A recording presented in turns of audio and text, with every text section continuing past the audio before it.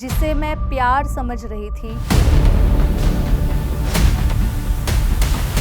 वो मेरी तरफ से प्यार था, वो दूसरी तरफ से सिर्फ़ और सिर्फ़ अब्यूज़मेंट था। उस एज में ना प्यार समझ आता था, ना अब्यूज़मेंट समझ में आता था, लेकिन फिर भी मेरी जर्नी आज भी अगर मैं याद करती हूँ ना, तो मुझे आज भी गूज़बम्प्स आ जाते हैं। जब एक लड़की ये सोच लेती है कि मैं तेरे बिना नहीं रह सकती, तभी लड़के का असली रंग दिखाना वो शुरू करता है। अगर मैं एक क्वेश्चन पूछती हूँ, सामने से मुझे 4 थप्पड़ आते हैं। अगर मैं पूछती हूँ कि मेरे साथ ऐसा क्यों होता है, तो मतलब मैं क्लियर लैंग्वेज में कहूँ ना, तो कोई जानवर को भी इतना नहीं मारता जितना मैंने वो टॉर्चर, वो मार उस एज में सहन किया हुआ है। इसे बोलते हैं कि प्यार में अंधा होना, लेकिन येस ऑफ कोर्स मैं प्यार में अंधी नहीं थी, मैं प्यार में अंधी, लूली, लंगड़ी, बहरी सब कुछ हो गई थी, क्योंकि मैं सोच ही नहीं पा रही। प्यार का सबूत देने के लिए मुझे 3 बार सुसाइड करने पे मजबूर किया गया, ये बोल के कि प्यार करना तो हर कोई बोलता है कि मैं तुझसे प्यार करता हूँ, लेकिन अगर तू सच में मुझसे प्यार करती है ना, तो तू मर जा।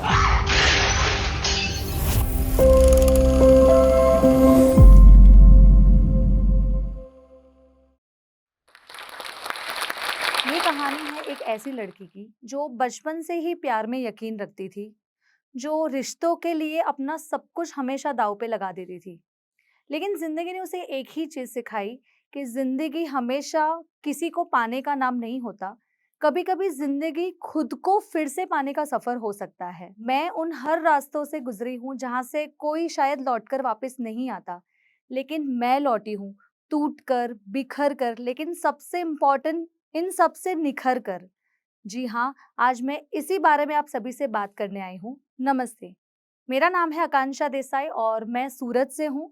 By profession I am a choreographer, Zumba instructor and dance therapist. लेकिन आज मैं यहाँ अपनी अचीवमेंट्स बताने नहीं आई हूँ। आज मैं यहाँ बताने आई हूँ अपनी कहानी, एक ऐसी कहानी जिसमें टूटना है, बिखरना है और अपने आप को फिर से संभाल कर लाइफ में आगे बढ़ना है। और इसी बारे में आज बात करेंगे। लेकिन इन सब के बारे में बात करूँ उससे पहले मैं जोश टॉक्स का दिल से शुक्रिया अदा करना चाहती हूँ कि आज मुझे मौका दिया अपनी कहानी आप सबके सामने प्रेज़ेंट करने का, अपने जज़्बात, अपनी सारी बातें खुलकर दुनिया के सामने रख सकूँ। Thank you so much. मैं अपने मम्मी-पापा की एक लौती बेटी हूँ और मम्मी-पापा ने बहुत ही प्यार से मुझे पाला है, एक प्रिंसेस की तरह, ऑफ़ कोर्स, क्योंकि एक लौती बेटी थी मैं। लेकिन मैंने मेरी फैमिली में हमेशा से स्ट्रगल देखी है। मेरे मम्मी-पापा, लव मैरिज थी मम्मी-पापा की एंड मेरे पापा को अल्कोहल कंज़्यूम करने की हैबिट थी और ये लत इतनी बुरी थी कि मैंने बचपन से ही मेरे फैमिली में लड़ाई, झगड़ा, मार-पीट, गाली-गलौज ये सब देखा हुआ है। ये सब देखने के पीछे उस एज में जब एक लड़की को सबसे ज़्यादा अपने पापा की या अपने पेरेंट्स के प्यार की ज़रूरत होती है, उस समय मुझे वो प्यार नहीं मिल पाया, क्योंकि हमेशा से मैंने घर में ऐसा ही माहौल देखा हुआ था। My mamma was very strong, she is the lady कि इन सब के बावजूद भी मम्मी सबको जोड़ कर रखती थी, सब कुछ सहन करके चलती थी और ये सारे माहौल की असर मुझ पर ना हो, इसलिए मेरी दादी कोशिश करती थी कि मुझे इस माहौल से दूर रखे। लेकिन at the end my dad passed away in year 2009 और पापा के जाने के बाद फैमिली पूरी बिखर गई। मेरे परिवार में मैंने देखा मेरी मम्मी को स्ट्रगल करते हुए कि मम्मी हर एक छोटे-बड़े काम करती थी। फिर चाहे नेबर्स के यहाँ से टिफ़िन सर्विस प्रोवाइड करनी हो या चाहे किसी के घर का काम करना हो या चाहे कुछ भी। मतलब मैंने मेरी फैमिली में मेरी दादी को, मेरी मम्मी को हमेशा से स्ट्रगल करते हुए देखा है। तो मैंने भी एक ही चीज़ सीख ली थी कि लाइफ़ का मतलब होता है सहना, लाइफ़ का मतलब होता है स्ट्रगल, लाइफ़ का मतलब होता है कभी आवाज़ अपनी उठाना ही नहीं। और इन सब के पीछे मैं एक बहुत ही बुरे टॉक्सिक रिलेशनशिप में फँस गई। उस उम्र में, जिस उम्र में मुझे प्यार का मतलब भी नहीं पता था। इतना पता था प्यार मतलब वो लाइफ़ की कमी है जो मुझे मेरे पेरेंट्स से चाहिए थी और वो एज में मुझे मिल नहीं पाई। और वही प्यार ढूँढने के लिए शायद मैं गलत रास्ते पे चली गई। मुझे बचपन से ही डांस का बहुत शौक था और 10th स्टैंडर्ड में पढ़ती थी एंड वैकेशन में मम्मा ने डांस क्लास जॉइन करवाई थी। तो at the age of 16 I met a person और वो बंदा मुझसे इतनी अच्छे से बात करता था, इतने प्यार से बात करता था, मेरी हर बात सुनता था। मुझे ऐसा लगता था कि यही है जो मुझे समझता है, बाकी आज तक मुझे समझने वाला शायद कोई है ही नहीं। और उससे बात करना मुझे भी अच्छा लगता था क्योंकि मुझे सच में कोई सुनने वाला चाहिए था। जैसे-जैसे समय आगे बढ़ता है, धीरे-धीरे मैं और करीब जाने लगी और जिसे मैं प्यार समझ रही थी, वो मेरी तरफ से प्यार था, वो दूसरी तरफ से सिर्फ़ और सिर्फ़ अब्यूज़मेंट था।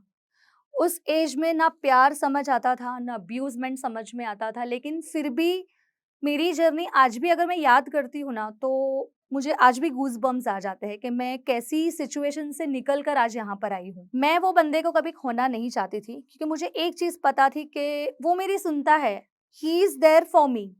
और इसी चीज़ को ध्यान में रखते हुए मैंने ठान लिया कि मैं इसे कभी छोड़ के नहीं जाऊँगी।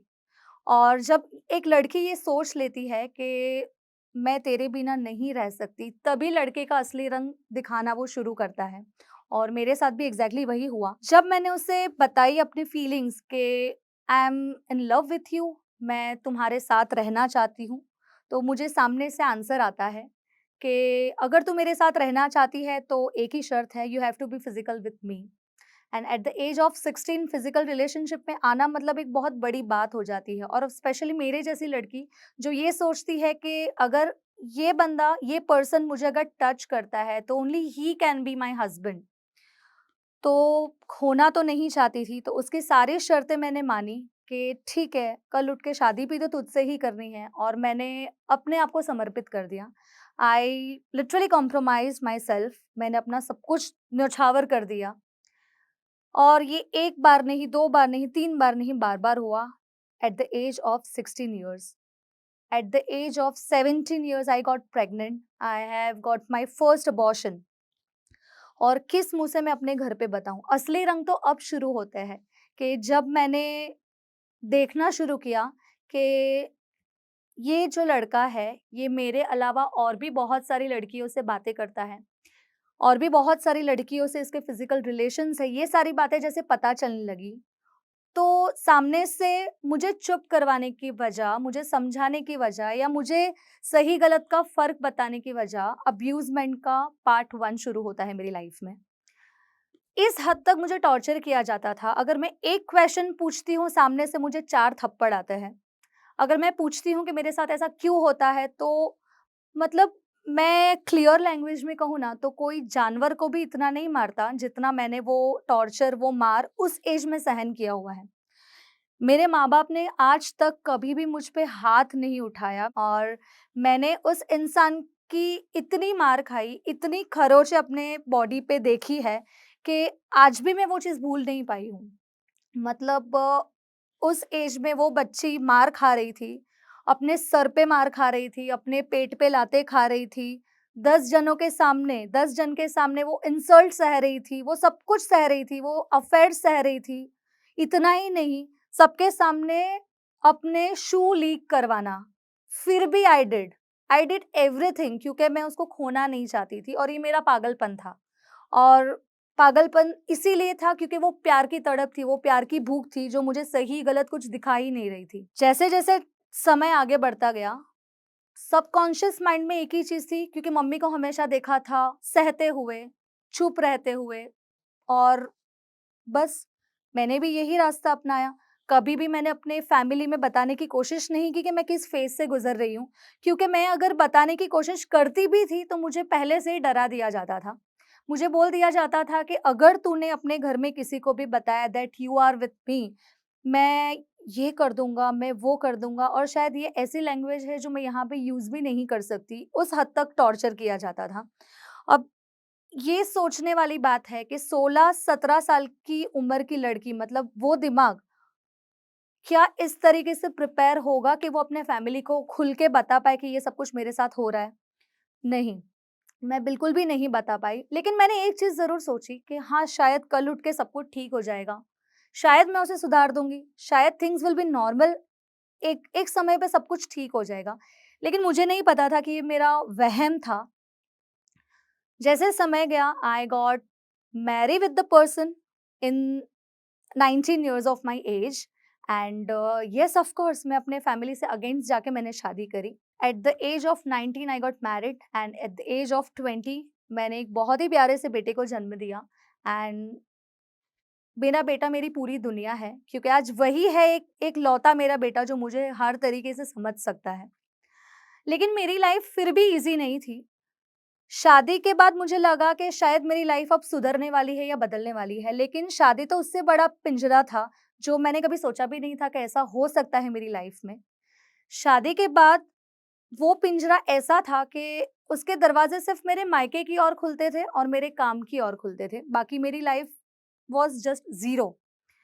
मुझे किसी से बात करने की परमिशन नहीं थी, मुझे सोशल मीडिया चलाने की परमिशन नहीं थी। सिर्फ़ मुझे अपना काम करना है, सिर्फ़ मुझे अपना घर का काम करना है, क्योंकि घर पे नौकर नहीं थे तो मुझे नौकर बना के रखा गया था। और मुझे सिर्फ़ अपना स्टूडियो सँभालना है, वो भी एज़ एन असिस्टेंट, जो इतने साल मैंने फ्री में काम किया। इसे बोलते हैं कि प्यार में अंधा होना, लेकिन येस ऑफ कोर्स मैं प्यार में अंधी नहीं थी, मैं प्यार में अंधी, लूली, लंगड़ी, बहरी सब कुछ हो गई थी, क्योंकि मैं सोच ही नहीं पा रही थी। तो शादी के बाद सिचुएशंस और भी वर्स्ट होती गई। शादी के बाद मुझे लगता था सब कुछ ठीक हो जाएगा एंड मुझे शायद वो प्यार मेरे इन-लॉज़ से मिलेगा। लेकिन यहाँ पर भी मैं गलत निकली। यहाँ पर जब भी मैं मेरे इन-लॉज़ से बात करने की कोशिश करती थी कि I am suffering from this things, मेरी लाइफ में ये हो रहा है या ये मेरे साथ गलत कर रहा है, तो मुझे हमेशा से यही जवाब दिया जाता था कि गलती तुम्हारी है। मतलब कभी भी कोई चीज़ में मुझे सपोर्ट नहीं किया जाता था।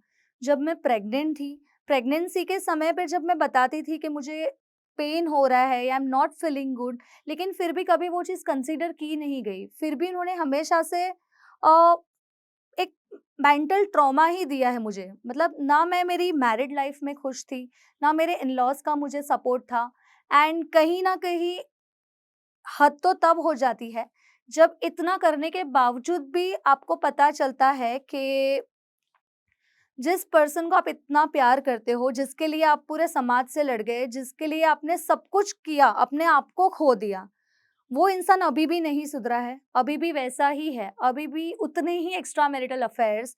लेकिन एक लड़की ये चीज़ कभी भी बर्दाश्त नहीं कर सकती। इतना ही नहीं, प्यार का सबूत देने के लिए मुझे 3 बार सुसाइड करने पे मजबूर किया गया, ये बोल के कि प्यार करना तो हर कोई बोलता है कि मैं तुझसे प्यार करता हूँ, लेकिन अगर तू सच में मुझसे प्यार करती है ना, तो तू मर जा।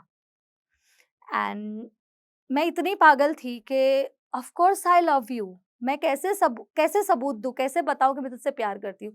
फिर मुझे एक टाइम के बाद ऐसा लगने लग गया था कि मेरी लाइफ खत्म हो चुकी है, कुछ बचा ही नहीं है। मैंने 3 बार सुसाइड अटेम्प्ट करने की कोशिश की, लेकिन शायद मौत भी इतनी जल्दी से नहीं आती और मैं हर बार बच जाती थी और बचते हुए भी मैं डरती थी कि मैं सामने जवाब क्या दूँ कि मैं मर नहीं पाई, मैं तुझसे मैं प्यार का सबूत नहीं दे पाई और फिर से यही सारी चीज़ें रिपीट होना मेरी लाइफ में शुरू हो गई थी और मैं इन सबसे फ्रस्ट्रेट हो चुकी थी। मैं बहुत ज़्यादा इन सारी चीज़ों से फ्रस्ट्रेटेड थी कि मुझे जीना ही नहीं है, या तो जीना है तो कुछ मतलब ये पिंजरा तोड़कर मैं बाहर खुलकर उड़ना चाहती थी। मुझे पता था कि मेरे अंदर कितनी एबिलिटीज़ हैं, मुझे पता था कितनी टैलेंटेड हूँ, लेकिन फिर भी मैं कुछ कर नहीं पा रही थी। लेकिन वो कहते हैं ना कि भगवान एक समय पे आपकी लाइफ में ऐसे इंसान भेजता है, ऐसे कार्मिक रिलेशंस भेजता है, जो कहीं न कहीं आपको लाइफ में ग्रो करवाने के लिए आते हैं, कहीं न कहीं आपको बहुत कुछ सिखाने के लिए आते हैं। And I am heartily thankful to all that people in my life के जो मेरी लाइफ में आए और उन्होंने मुझे सही रास्ता दिखाया, मेरी आँखें खोली कि मुझे लाइफ में सच में क्या करना चाहिए। और फाइनली मैंने अपनी हिम्मत खोली, मैंने अपने घर पे खुल के बताया कि मैं किस सिचुएशन से गुज़र रही हूँ और मैं ये सब कुछ बेयर नहीं कर पा रही हूँ। एंड पापा के जाने के बाद मम्मी वाज़ वेरी अलोन और मेरी माँ के सिवा मेरा और कोई भी नहीं है इस दुनिया में। तो मेरी मम्मा ने मुझे सपोर्ट किया इस चीज़ में, मेरे फ्रेंड्स मेरे साथ थे एंड फाइनली ईयर 2018 में मैंने डिवोर्स फाइल किया। मैंने सोचा कि अब बहुत हो गया, अब मुझसे ये चीज़ नहीं होगी। एंड इतना ही नहीं, विदाउट एलिमनी अपने बच्चे के साथ अपनी फैमिली की रिस्पॉन्सिबिलिटीज़ लेना मैंने तय किया, क्योंकि मुझे खुद पे भरोसा था, मुझे खुद पे विश्वास था। सो फाइनली मैंने सोचा, मैंने डिवोर्स ले लिया, अब मेरी लाइफ़ काफ़ी हद तक आसान हो जाएगी, लेकिन ऐसा बिल्कुल भी नहीं था क्योंकि डिवोर्स लेने के बाद तो असली खेल शुरू होता है। सोसाइटी, समाज। सोसाइटी ने किसी भी लायक नहीं छोड़ा, इंडिपेंडेंट तो हो गई।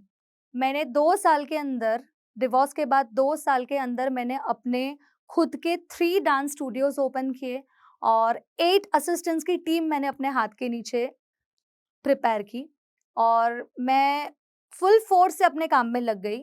लेकिन फिर भी एट द एंड सोसाइटी को भी तो फेस करना है क्योंकि एक अकेली लड़की, एक डिवोर्सी लड़की जो एक समय पे शायद कुछ भी नहीं कर पाती थी, या तो करती थी लेकिन किसी को दिखता नहीं था और आज वो लड़की कहाँ से कहाँ निकल गई है। तो सोसाइटी तो बैठी ही इसलिए है कि उसके पैर खींच सके। मैं वेडिंग कोरियोग्राफ़ीज़ करवाती हूँ और इवेंट से फ्री होके रात को जब मैं घर जाती हूँ, मेरे पास व्हीकल्स नहीं थे, एक्टिवा नहीं थी, गाड़ी नहीं थी, कुछ भी नहीं था, क्योंकि वो मेरे करियर की सबसे पहली शुरुआत थी। तो जब मैं घर पहुँचती थी, तो मुझे बहुत ही गंदी नज़रों से सोसाइटी में देखा जाता था। मैं कैब से घर जाती थी, तो मेरे बारे में ये बोला जाता था कि शी इज़ कैरेक्टरलेस, इसे रोज़ अलग-अलग गाड़ियाँ छोड़ने आती है। लेकिन कभी कोई ये नहीं देखता था कि लड़की पीछे के दरवाजे से निकल रही है, कैब गाड़ी की नंबर प्लेट येलो है, ये कभी कोई नोटिस नहीं करता था। लेकिन बदनामी करने में हमेशा सोसाइटी आगे थी और आज भी आगे है।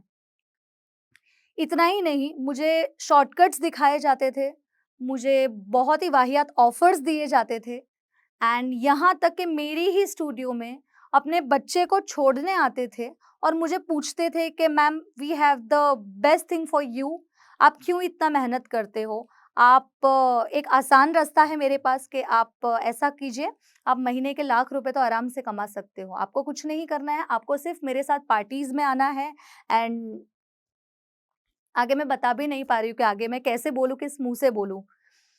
तो इतने वाहियात ऑफ़र्स दिए जाते थे, लेकिन मेरे अंदर मेरे माँ-बाप के संस्कार थे कि मैंने कभी भी वो रास्ता चूज़ नहीं किया क्योंकि मुझे पता था कि कल उठ के मुझे अपने आप को फ़ेस करना है, कल उठ के मुझे अपने बच्चे को जवाब देना है। तो मैंने सोसाइटी का डर तो उसी समय छोड़ दिया था कि मेरे लिए मेरी मम्मा और मेरे लिए मेरा बच्चा, ये दोनों क्या सोचते हैं ये ही मैटर करता है, बाकी कोई क्या बोलता है ये इससे मुझे बिल्कुल भी फ़र्क नहीं पड़ता। सो मैंने चूज़ की अपनी रिस्पॉन्सिबिलिटीज़, मेरा बच्चा, मेरी मम्मी और मेरी खुद की लाइफ़ और जो लड़की 100 रुपीज़ के पीरियड्स के पैड्स के लिए हाथ फैलाती थी अपने पति के आगे, आज वो लड़की 100,000 से भी ज़्यादा कमाती है अपनी मेहनत से, अपने बच्चे को पालती है, अपने फैमिली को वो लाइफ़स्टाइल देने की कोशिश करती है जो शायद फैमिली ने कभी सोची भी नहीं थी।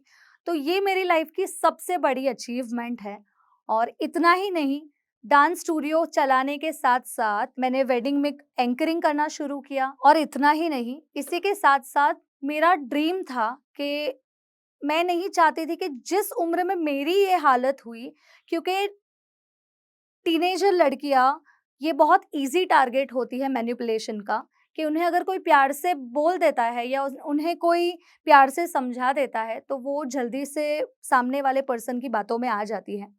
तो मेरा ये मिशन था कि उन हर एक टीनेजर लड़कियाँ, छोटी उम्र की लड़कियों को सिखा सकूँ कि आपको लाइफ़ में क्या करना चाहिए, आपको किस एज में वो रिलेशनशिप में नहीं आना है, आपको कब ये चीज़ समझनी है कि this is the red flag and this is the green flag end of course 35 years के बाद जो महिलाओं की हालत होती है, उनके हार्मोनल फ्लक्चुएशंस, उनके मूड स्विंग्स एंड काफ़ी सारे दिक्कतें फीमेल्स फेस करती हैं।